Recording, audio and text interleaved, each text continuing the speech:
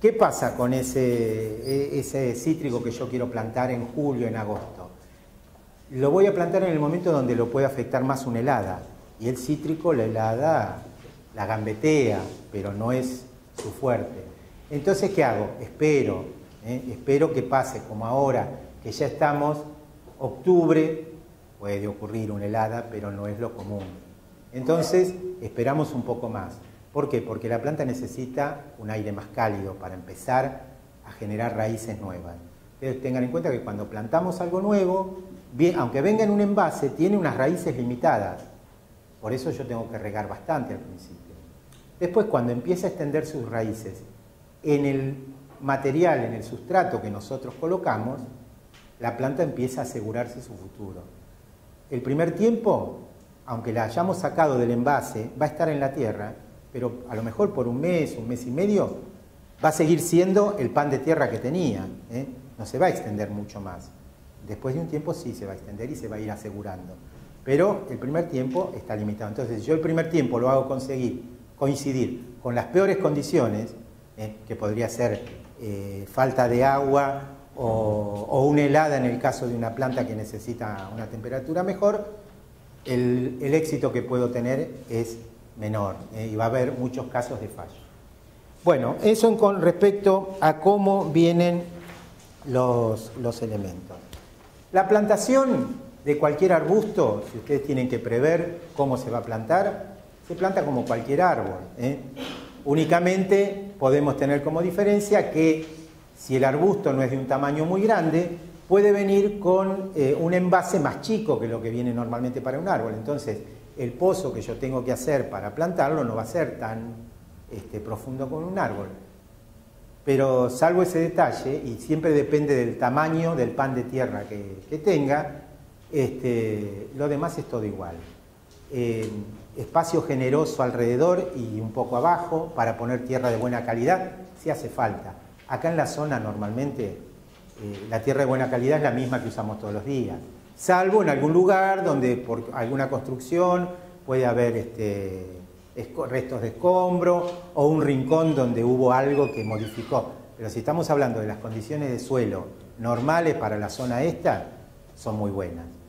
Si tienen duda, si ven que las condiciones no son muy buenas, una tierra dura o con cascote o algo por el estilo, entonces el pozo un poco más grande para poder agregar tierra buena alrededor de ese pan de tierra que yo estoy instalando, para darle la posibilidad de expandirse el primer tiempo con tierra buena. Al mismo tiempo que agrego esa tierra negra, puedo considerar colocar algún abono orgánico, puedo utilizar un fertilizante abajo del pan de tierra. Generalmente, si se usa un poquito de fertilizante, no se usa pegado a las raíces que están en el pan de tierra, porque a veces algunos fertilizantes son muy agresivos si están directamente en contacto con las raíces. Se ponen 2 o 3 centímetros de tierra, mejor dicho, se pone el fertilizante, 2 o 3 centímetros de tierra, y después se asienta el pan de tierra donde están las raíces. Cosa que cuando las raíces empiezan a invadir ese suelo, el fertilizante ya se fue diluyendo, no tiene la fuerza que tenía al principio. Una consulta. Sí. ¿Qué tipo de fertilizante para captar la raíz? ¿Un triple 15 o...? Sí, si es el arranque, lo que yo necesito es nitrógeno. Un triple 15 tiene un poquito de los 3 elementos, nitrógeno, fósforo y potasio, que son los que usan las plantas. Así que estaría perfecto. Y si no, algún fertilizante nitrogenado es suficiente, porque lo que la planta puede necesitar, si el suelo no es bueno, es como un poquito de potencia en el arranque.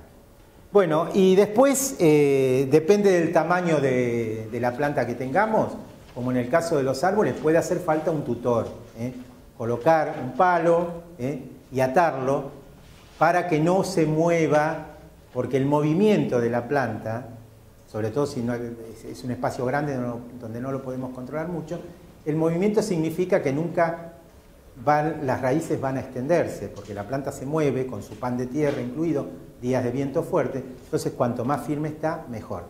Eso si es una planta un poco alta, o si es una enredadera, por ejemplo. Si es un arbusto bajo, a veces podemos prescindir del tutor. Y riego abundante el primer tiempo. Un árbol, un arbusto necesita riego, o sea, estar atento con el riego por lo menos durante el primer año. ¿Qué significa eso? Que si llueve una vez por semana o cada 10 días, está bien. Ahora, si pasan 15, 20 días que no llueve, y sobre todo si es verano, ahí tengo que reforzar con un poco de riego. Después de un año, la planta ya tiene un sistema de raíces que le permite, un arbusto, un árbol, le permite arreglarse solo. Sin embargo, hay que tener en cuenta periodos prolongados de sequía. El año pasado, que tuvimos una primavera muy seca, fin de invierno y primavera muy seca, arbustos que están viejos, que están a campo, digamos, en un lugar totalmente libre y todo demás, después de un mes y pico que tuvimos sin lluvia, y en esta época fue en primavera, estaban con las hojas caídas, como que necesitaban riego, y llamaba la atención porque son arbustos que deben tener raíces a 1 metro, 1,5 metros de profundidad. Quiere decir que toda esa profundidad del suelo estaba seco, o estaba bastante seco, que las plantas no tenían suficiente.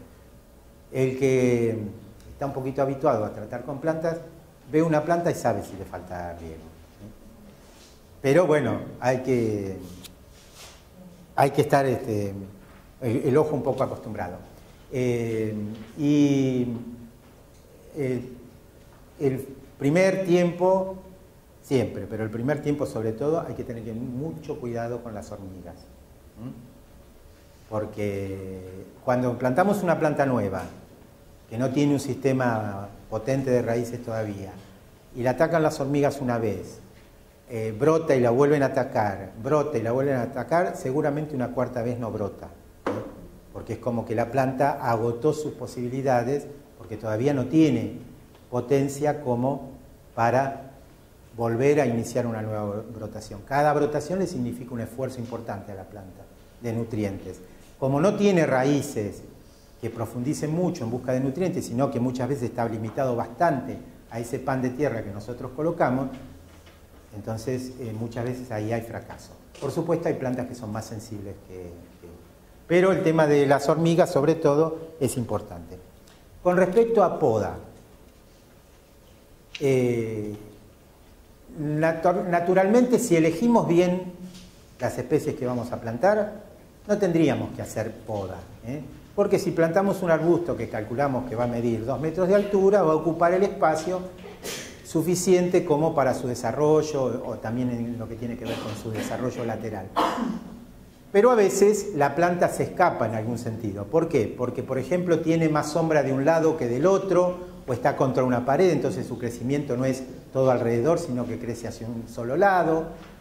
Entonces, a veces hace falta hacer una poda. Si es al principio del desarrollo de la planta, para darle forma, se llama precisamente así, una poda de formación. Yo estoy buscando la forma de la planta. Después de eso, lo que puede hacer falta es eliminar alguna rama que crece mal, que está invadiendo alguna otra planta que a lo mejor puede llegar a taparla, o si no, lo que se llaman podas de limpieza. Siempre se seca alguna rama, es común que plantas, arbustos que florecen mucho, después queden todas las flores secas en la planta. Entonces, si yo soy un poquito perfeccionista y tengo el tiempo y tengo el lugar, no lo voy a hacer en un parque de 10 hectáreas, pero en un jardín, probablemente yo vaya con una tijerita y le corte, o si tengo un personal encargado, que le corte las flores secas, porque a veces afean el conjunto nada más que esas flores secas.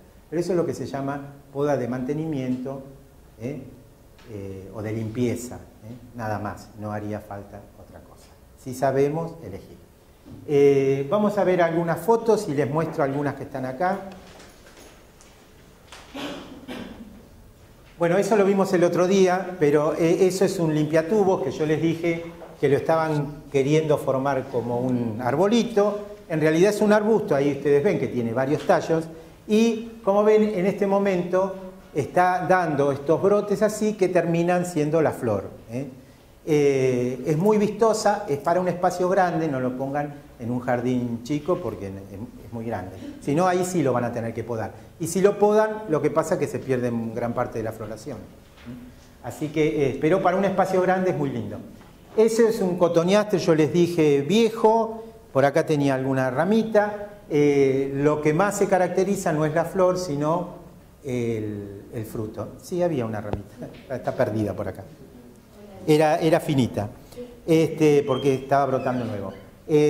Muy interesante porque eso se mantiene durante todo el invierno. Ahí tenemos otro arbusto que yo no traje acá, pero que se elige para hacer pequeños cercos.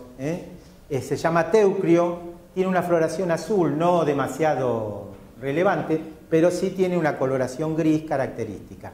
Y como todos los arbustos grises y las plantas grises, acuérdense que toleran bastante bien las condiciones cercanas al mar, porque ese color se lo da pelusa que tiene sobre las hojas. Entonces eso los hace resistentes, que no los ataque tanto. ¿Qué tamaño toma un teucrum? Es un arbusto bajo, de 1,5 metros, una cosa así, no es muy alto. Por eso se puede usar bien para hacer cercos bajos, porque no crece demasiado rápido. No, ahí no, sí, porque estaban mezclados. Bueno, ahí está. Bueno, ahí tenemos un bosque, ese es el bosque que digo que está llegando, pasando en 1,50 metros, pero debe tener muchos años y crece libremente.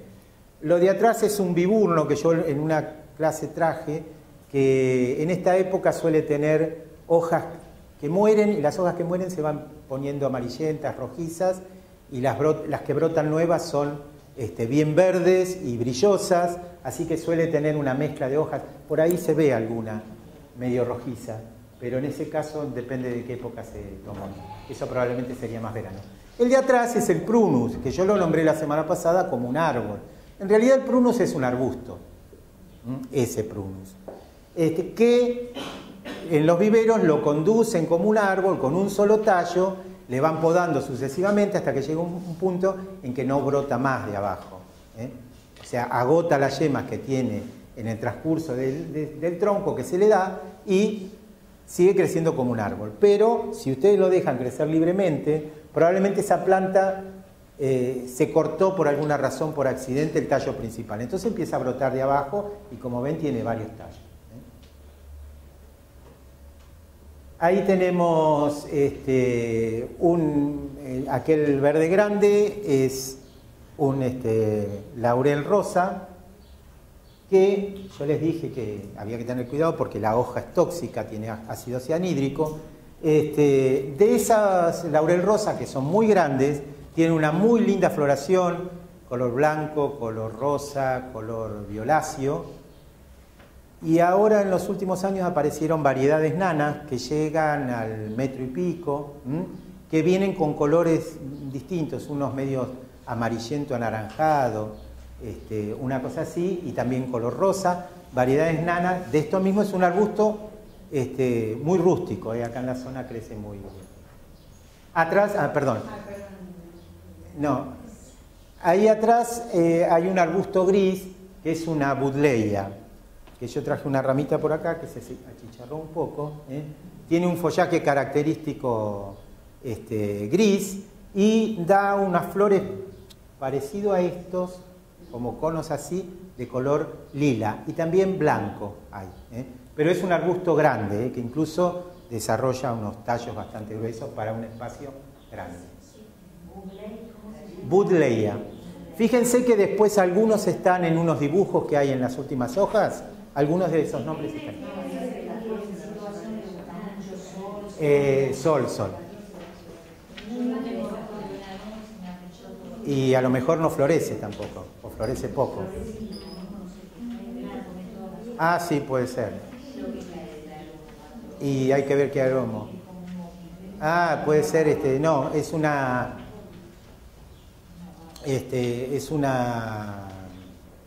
insecto que segrega un líquido que ataca comúnmente a ese tipo de aroma.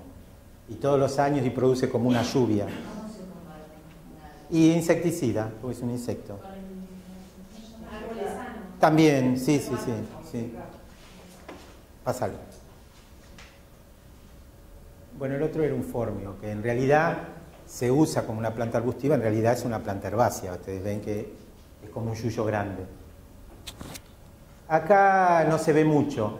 Esto que está acá, está tomado en pleno invierno seguramente, es esto. ¿Qué es esto? Ah, bueno, alguien lo conoce. Estas son las auténticas lilas, que es muy raro verlas.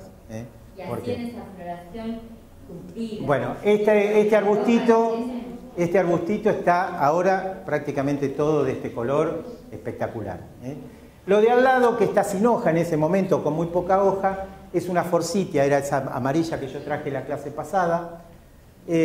Por allá hay una lavanda, que ahora está mucho más grande que eso, y en el rincón, cerca del cerco, hay una que se llama flor de ángel, que por acá tengo, ¿por qué esto yo lo corté 10 de la mañana, se secan tanto? Porque como es brotación nueva, la brotación nueva tiene mucho líquido, mucha agua, entonces enseguida pierde humedad. Bueno, esto que se llama flor de ángel se llama delphinium, Philadelphus. No delphinium, es Philadelphus, sí. Es bueno tener a alguien que sabe para corregir errores. No, sí, porque a veces viene, a veces no viene lo correcto. Cuando nadie sabe es bueno porque se puede mentir, se puede equivocar y nadie dice nada. Pero cuando alguien sabe, bueno. Da unas flores blancas con el centro amarillo fuerte, muy linda y muy perfumada. Pero es un arbusto de hoja caduca. En invierno pierde casi toda la hoja, así que es para tener en cuenta, pero no tanto. A ver si sirve para generar sombra en verano donde uno quiere que dé sombra en verano. Bueno, sí, puede ser un arbusto, sí, porque es un arbusto alto, si uno lo deja crecer, viene bastante alto. Sí. No, creo que de arbusto no se puede haber había alguna mezclada. Ahí hay un evónimo, el evónimo no traje, no me di cuenta. El evónimo es muy común y generalmente el evónimo que más se usa es variegado en amarillo o en blanco también, porque es más vistoso, porque no tiene una flor característica. Ah, sí, ahí hay un jazmín del cielo, aquel que tiene algo de flor por allá arriba, que bueno, ahí está conducido, eso también hay que irlo atando y llevando porque tampoco no tiene ninguna manera de sostenerse por sí mismo. Esa es una vignonia que es muy bonita. Hay muchos tipos de vignonia, generalmente son enredaderas que crecen mucho. Esa vignonia pierde el follaje en invierno y en primavera rebrota mucha fuerza, a veces un poco agresiva. Ahí esos techos de teja corren peligro de que se le meta por abajo y empiece a... Hacen como liana. Sí. Pero si uno tiene un muro para cubrir grande y todo demás, crece muy rápido, y tiene una flor hermosa. Y hay vignonias de color naranja, distintos tipos de flor más chica, hay una gran variedad. Sí. Esa es una lavandita que está ahí en un rinconcito, como ven normalmente es un arbusto chico, que incluso se puede podar. Y en esta especie de cerco, eso me olvidé de decirle. En esta especie de cerco son abelias. Tiene una florcita blanca chiquita, lo que tiene una coloración en otoño que algunas hojas viran al rojo, al naranja, así, bastante vistosa. Ahí, acá. Pero está la foto entera. ¿Sí? Ahí, con el perro. Con el perro. Ve que tiene una florcita blanca chiquita. Son como unas campanitas muy lindas si uno la ve en particular. En la planta no dice mucho, pero siempre tiene esa tonalidad mezclada del verde con el rojizo que la hace bastante atractiva. Y tiene los tallos generalmente... Hay dos tipos, ahora está la... y hay enana también. Que es la más chiquita que sirve para armarse... Claro, que enana... Es exactamente igual, pero más chiquita, sí. No, creo que no. Bueno, una cosa que me olvidé de decirles. Cuando nosotros usamos arbustos para hacer un cerco podemos usarlo de dos maneras.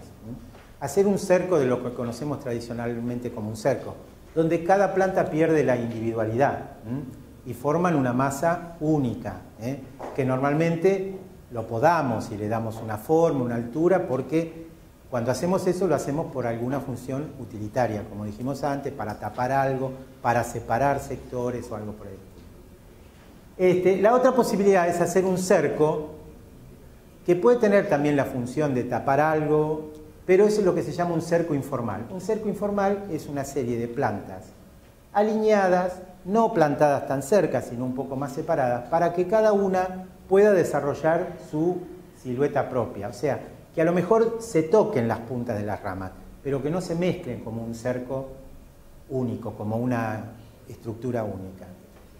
Eso hace que cada planta pueda mantener cierta forma y al mismo tiempo pueda florecer, porque cuando yo podo un cerco permanentemente, por más que dé linda flor, nunca llega a florecer, porque yo siempre los brotes nuevos los voy podando para mantener la forma.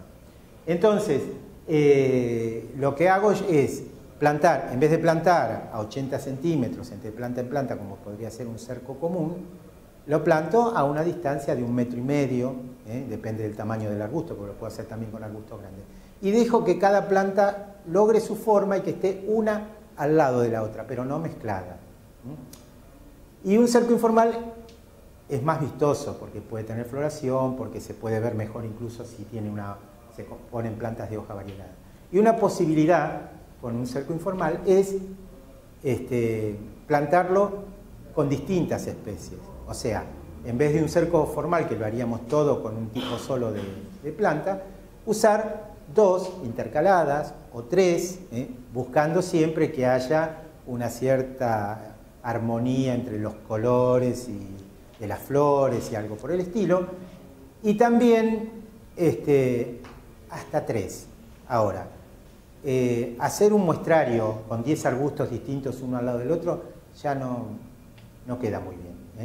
Pero se puede hacer una forma alternada de plantar uno de un color, alguno por ejemplo que lo plantamos porque tiene un follaje vistoso, o un follaje variegado, aunque no dé unas flores importantes, otro que dé flores, y siempre lógicamente si lo vamos a dejar crecer bastante libre, que sean plantas del mismo tamaño. O sea, si yo tengo un espacio o no quiero tapar demasiado, voy a poner plantas que sean todas de porte bajo, de tercera magnitud. Si tengo un poco más de espacio puede ser una, pero todas plantas más o menos equilibradas en tamaño. No queda tampoco bien una bajita, una alta, porque generalmente la que tiene tendencia a ser más alta puede llegar a dar sombra a las otras, entonces tampoco no crecen bien. Entonces, esa es una posibilidad de lo que se llama un cerco informal. En ese caso de las abelias que veíamos ahí, era una especie, hay un alambrado en esa esquina y hay una especie de cerco informal con distintas plantas sobre ese alambrado. En ese caso es casi una continuidad de abelias, pero no están en forma compacta para cortar con tijera, sino que están creciendo libremente. Bueno, les muestro algunas de las que tenemos acá que no había por ahí. Alguna muy preciada por la forma de la hoja y por la coloración. Es un ácer.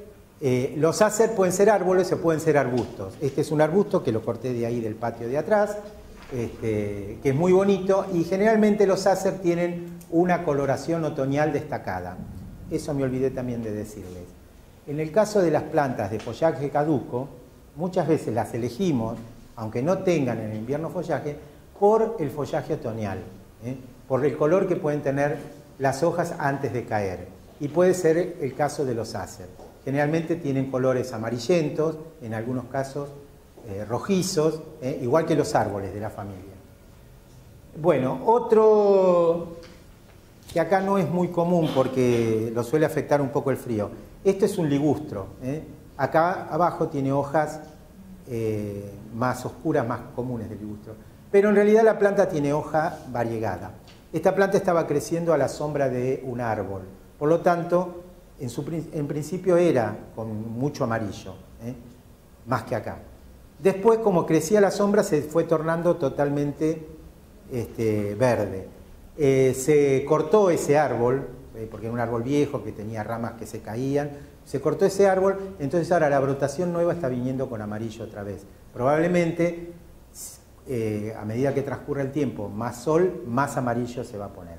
Esto es una planta muy útil para hacer un cerco, por ejemplo. Pero en el radio urbano, porque si nos vamos del radio urbano, lo afecta un poco la helada. Esta es una plantita de tercera magnitud, bajita, esa que está ahí afuera, que es una nandina. Y aparte de tener una forma característica, porque brotan rebrotes desde la base y forma como arbolitos. No llega a mucha altura, alrededor de 1 metro, por ahí puede llegar. Y lo que tiene como característico es que si está en un lugar luminoso, los brotes, durante el primer mes y pico de que brota nuevo, la brotación nueva de primavera, tiene estos colores. O un poco más anaranjado, incluso a veces puede tener en la misma planta 2 o 3 tonos dentro de la gama de los rojos. Y en invierno pierde la hoja, pero mantiene unas bolillitas redondas de color rojo que son también bastante vistosas. La floración pasa desapercibida. Por acá hay 2 coníferas que son arbustos. Una que es esto, que es un junípero, como ese que habían visto ahí, que crece así chato. Esa es una planta vieja, debe tener más de 30 años y ya debe tener un diámetro, está en un espacio grande, por supuesto. Ya debe tener 5 metros de diámetro. Tiene tendencia a crecer así, en forma horizontal.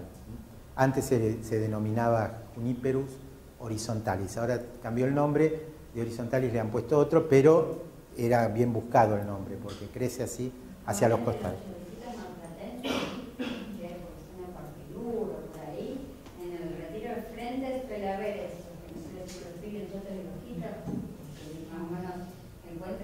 Son esa planta que era típica de ese momento. Esta es otra conífera muy común que también se usa mucho para hacer cercos, que se llama tuya. Yo no traje una ramita de ciprés la semana pasada.